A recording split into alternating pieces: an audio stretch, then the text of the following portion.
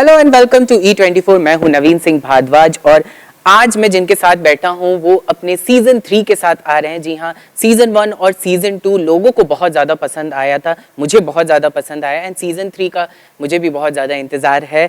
हमारे साथ हैं इस वक्त एसपी अभय प्रताप सिंह यानी कि कुणाल खेमू फ्रॉम अभय 3। आपका बहुत बहुत स्वागत है E24 पे। कैसे हैं आप? First class.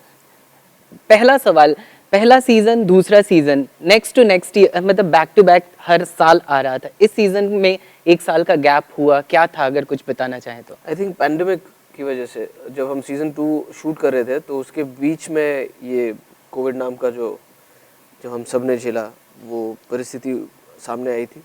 फिर लॉकडाउन हुआ था, उसकी वजह से सीजन 2 में काफ़ी सारी चीज़ें चेंज करनी पड़ी थी क्योंकि बीच सीजन में ऐसा हो गया था। तो बहुत सारे जो आउटडोर लोकेशंस थे उनको चेंज करना पड़ा, बहुत सारे सीक्वेंसेस थे उनको चेंज करना पड़ा और किसी ना किसी तरह जब थोड़ा बहुत लॉकडाउन खुला तो हमने वो सीज़न ख़त्म किया। लेकिन हम बिल्कुल नहीं चाहते थे कि हमेशा आप जब अगला नया सीज़न करते हैं तो बड़ा या बेहतर करने की कोशिश करते हैं, लेकिन जिस तरह का माहौल था बहुत मुश्किल था किसी भी जगह पे, स्पेशली क्राउड एरियाज में शूट करने में या चेज शूट करने में, एक्शन शूट करने में। तो इसीलिए वो टाइम लिया और जब हमें परमिशंस मिली गवर्नमेंट से शूट करने की तो उस हिसाब से फिर एक नए सीज़न को लिखा, उस जो परिस्थितियों के हिसाब से लिख सके, लोकेशंस के हिसाब से लिख सके, तो उस चीज़ में समय लग गया। किस तरह से शूट हुआ था? बिकॉज पैंडेमिक के पहले हम बहुत खुल के शूट कर रहे थे, हर जगह नो मास्क सब कुछ था, लेकिन पैंडेमिक के बाद कहाँ कहाँ शूट किया आपने, किस तरह से शूटिंग हुई, प्रिकॉशंस एवरीथिंग अगर कुछ बताना बिल्कुल, हम कह रहे हैं कि वो कोविड ऑफिसर्स, हम भी नई चीज़ें ये सब देखी, जितना हो सकता था करते थे, लेकिन एज एक्टर्स हम थोड़े ज़्यादा रिस्क प्रोन हैं क्योंकि एक्शन और कट के बीच में के टाइम पे आपको मास्क उतारना होता है, तो थोड़ा डर तो रहता ही है दिल में। लेकिन उसके अलावा जितने प्रोटोकॉल्स और जितने सेफ्टी प्रिकॉशंस ले सके वो लिए। वैक्सीनेटेड थे लकीली क्योंकि वैक्सीनेशन अवेलेबल। ओके। तो with all the due protocols in place, थोड़ा सा डर मन में लेके, लेकिन उससे लड़ते हुए कहीं ना कहीं हमने ये सीजन कंप्लीट किया और आज तैयार है रिलीज के लिए। हम सबको बहुत इंतजार है इस सीजन का। कुणाल, आप उन एक्टर्स में से एक हैं, पहले के एक्टर्स में से एक है जिन्होंने OTT पे सबसे पहले डेब्यू किया था। सीजन 1 आया, सीजन 2 आया, अब क्या है बिकॉज ऑफ लॉकडाउन या फिर कुछ ऐसा कह सकते हैं पैंडेमिक की वजह से बहुत सारे एक्टर्स हैं बॉलीवुड के जो अब OTT में आ रहे हैं। तो डू यू फील लाइक कि OTT is the new game changer of Bollywood?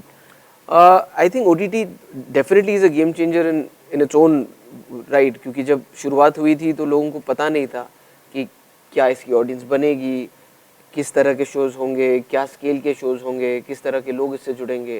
लेकिन मुझे लगता है कि पिछले 4-5 सालों में अलग अलग प्लेटफॉर्म्स ने अलग अलग शोज़ और अलग अलग फिल्म्स के माध्यम से दिखाया है कि एक तो ऑडियंसेस हैं, अपॉर्चुनिटीज़ मिली हैं ना सिर्फ एक्टरों को बल्कि डायरेक्टर्स, टेक्नीशियंस, राइटर्स को नई नई चीज़ें करने की। अगर हम अभय की भी बात करें तो आज अभय 1, 2, 3 तक आ गया। ये आई थिंक इंडिया का पहला शो है जो आज सीजन 3 में है और अब हम ना सिर्फ हिंदी में बल्कि तमिल और तेलुगु में भी इसे लॉन्च किया जा रहा है on the day of release. ऐसा नहीं कि बाद में डब होके आएगा।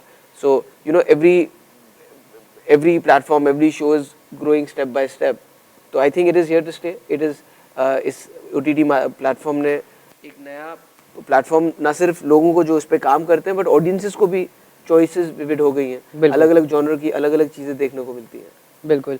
सीजन 3 को आपने कहीं कहा था कि कहीं ना कहीं ये सीजन 1 से जुड़ा हुआ है, तो क्या कुछ है जुड़ा हुआ अगर आप बताना चाहें तो? मैं हूँ जो कुछ जोड़ता हूँ जो एक किरदार चला रहा है तीनों सीजन्स में। सीजन 1 और सीजन 2 में शो में भी टाइम में गैप था। हाँ। सीजन 2 सीजन 3 बिल्कुल सेम टाइमलाइन पे चल रहे हैं, तो भले ही एक साल निकल गया है दोनों सीजन्स के बीच में, लेकिन शो की टाइमलाइन की बात करें तो सीजन 2 और सीजन 3 के बीच में सिर्फ 2 या 3 दिन बीते हैं, तो कंटिन्यूटी में ही चल रहा है। तो इसीलिए क्योंकि अभय और उसकी कहानी तो वही चीज़ है जो जोड़ के रखती है, जो क्राइम्स और क्रिमिनल्स आते हैं। हाँ। वो किस तरह से उसकी ज़िंदगी ऊपर नीचे करते हैं, वो चीज़ें बदलती हैं। बिल्कुल। और इस सीज़न में कहीं ना कहीं आपने ट्रेलर से भी अंदाज़ा लगा दिया होगा कि ऑडियंसेस और अभय एक नई दुनिया से अवगत होने जा रहे हैं।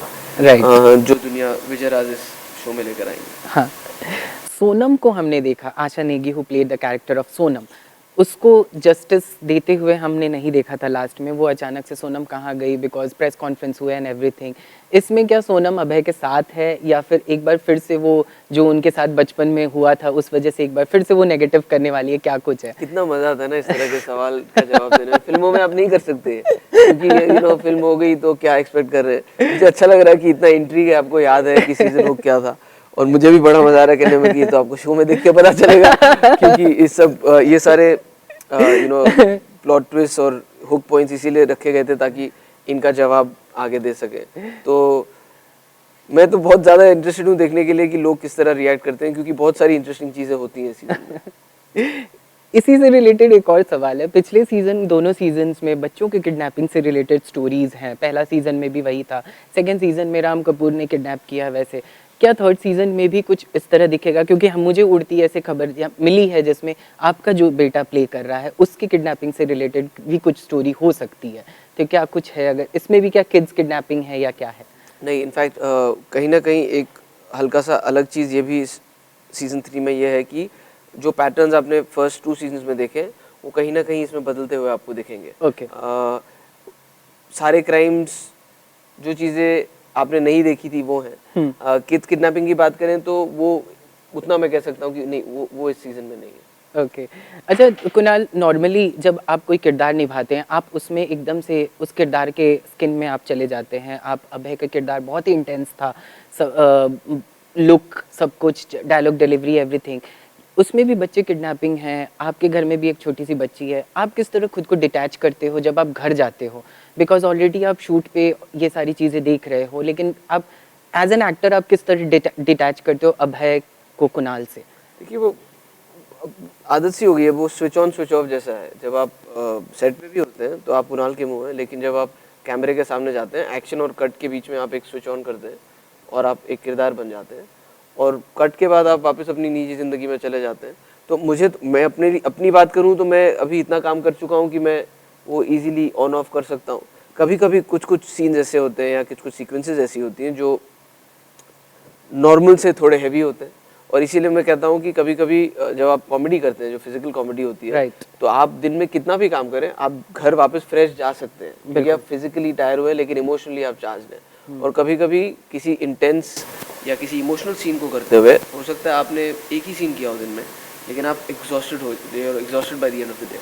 तो इस किरदार में कभी कभी वैसा हुआ है कि मेंटली तो आप डिटैच हो गए हैं, बट इमोशनली आप ड्रेन हो चुके हैं। ओके एक टेक अवे जो आप अभय से ले जाना चाहते हैं, क्या होगा वो? मल्टीपल सीजन्स कि इसके और सीजन बनते जाए। लेकिन अभय से मुझे ऐसा लगता है कि अभय से मैं क्या लूंगा? वैसे ही इज वेरी इंटेलिजेंट, मतलब of course he is very intelligent, but मैं कह रहा हूँ कि उसका किरदार इतना इंटरेस्टिंग और इतना नया था मेरे लिए कि I actually look forward to playing Abhay every year.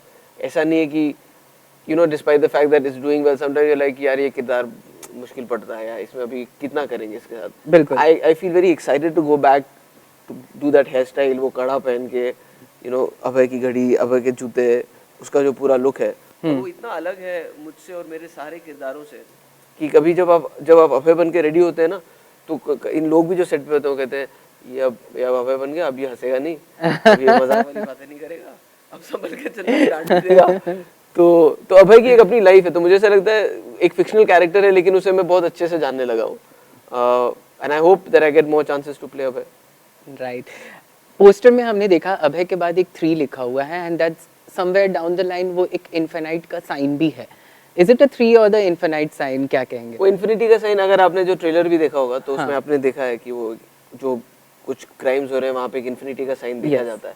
तो हमारी क्रिएटिव टीम ने एक मास्टर स्ट्रोक मारा जहाँ इन्फिनिटी को 3 से जोड़ के ये एक अच्छा सिंबल क्रिएट किया है। तो it's a bit of both, I mean 3 है, और क्योंकि इन्फिनिटी का सिंबल इंटीग्रल है इस सीजन से। राइट। अच्छा कुणाल, इस साल सोहा ने भी Z5 के थ्रू अपना OTT डेब्यू किया था, कौन बनेगा शिखरवती। आपने देखा, क्या फीडबैक अगर आप देना चाहेंगे? Because she did really well, और मैंने देखा, मुझे बहुत पसंद आया था, हर एक किरदार मुझे बहुत पसंद आया था। तो आपने देखा, आपका क्या रिएक्शन था? मुझे भी बहुत अच्छा लगा, क्योंकि मेरे लिए तो एक्सपीरियंस भी ऐसा था कि उन्होंने वो लॉकडाउन में शूट किया था और तब इतनी शूटिंग्स हो नहीं रही थी, और वो एक शो ऐसा था जो उन्होंने एक पूरा एक रिजॉर्ट ही और एक पैलेस ले लिया था और वहाँ पे सिर्फ उनकी टीम थी। तो मैं भी वहाँ गया, तो मुझे ऐसा लगता है कि मैं उसमें था नहीं, लेकिन कहीं ना कहीं मैं भी उसका पार्ट था।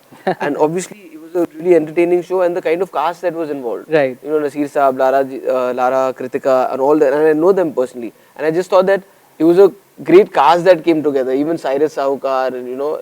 तो मुझे बड़ा एंटरटेनिंग लगा और मुझे बड़ा मजा आया। और जैसे मैंने आपसे कहा कि मैं शो में था नहीं, लेकिन मुझे ऐसा लगा कि मैं भी उस शो का हिस्सा हूँ। बिल्कुल। कुणाल, नॉर्मली जब आप कोई किरदार निभाते हैं, जैसे आपका ये जो कैरेक्टर है, इसमें भी थोड़ा बहुत मतलब इंटेंस है, सब कुछ है, हर इंसान के अंदर एक डार्क फोर्स होता है। जी। सो आप क्या सजेस्ट करेंगे, किस तरह लोगों को उस डार्क फोर्स से डिटैच होने के लिए, या फिर किस तरह आपकी क्या सलाह होगी कि अपने से उसे दूर रखने के लिए वैसा? ये तो बहुत ही बड़ा और बहुत ही भारी सवाल पूछ लिया आपने। और डार्क फोर्स तो बहुत ही बड़ा टॉपिक है। अब किस तरह की डार्क फोर्स की आप बात जैसे Ram Kapoor did really well, even Deepak Tijori did Those are really. evil. अगर आप क्रिमिनल चीजें सोच रहे हैं तो फिर आप बिल्कुल ही, अगर आपको लग रहा है कि आप कुछ क्रिमिनल चीजें करने वाले हैं, तो you should seek help, should go and see a therapist and not create those crimes. But there's a lot of other darkness that exists in everybody else. But I think everybody goes through a semi-dark phase at least. Not like Ram Kapoor and Chucky Pandey. Chucky Pandey was having brain. My God. तो उतना dark तो नहीं होना चाहिए, तो उनके लिए अभय है। हाँ। उनके लिए अभय जैसे और भी लोग हैं। बाकी रही छोटी मोटी डार्कनेस की बात, आई थिंक वो एक सेइंग है ना, जो घने बादल आते हैं तब ऐसा लगता है कि मौसम खराब होगा, लेकिन आप सिर्फ you have to just wait through that and keep doing what you are doing and believing in yourself. And obviously जिस तरह खुशी हमेशा नहीं लास्ट करती, उस तरह गम भी हमेशा लास्ट नहीं करता। बिल्कुल। आप कौन से किरदार को सबसे ज्यादा एंजॉय करते हैं, वेदर इट्स नेगेटिव और द पॉजिटिव वन? देखिए, मुझे एज एन एक्टर तो दोनों ही करने में बहुत मज़ा आता है। कभी कभी नेगेटिव थोड़ा अलग इसलिए लगता है क्योंकि वो हमसे इतना अलग है ना कि आप में उसमें बहुत सारी एक्टिंग भी करनी पड़ती है। बिल्कुल। क्योंकि आप अपनी पर्सनल लाइफ से कुछ उससे रिलेट नहीं कर पाते अनलेस आप डार्कनेस से। बट नेगेटिव रोल्स में कभी कभी एक इंट्रीग ज़्यादा रहता है एज एन एक्टर की, क्योंकि वो थोड़ा फियर भी है ना कि ये सही से होगा कि नहीं होगा। बिल्कुल। और ये मुझे बिल्कुल ही क्रिएट करना पड़ेगा। जैसे Abhay, even though he is not negative, but वो मेरी पर्सनल लाइफ से इतना अलग है कि मुझे कहीं ना कहीं I took it up as a challenge also. How can I get out of my comfort zone and play a character that I can't relate with. अच्छा, अभय का जब सीजन 1 आया, जब उसके सीजन 2 का अनाउंस हुआ, लोगों को बहुत ज़्यादा उम्मीदें थी कि इससे बहुत बेटर आने वाला है। ऑब्वियसली बहुत बेटर था।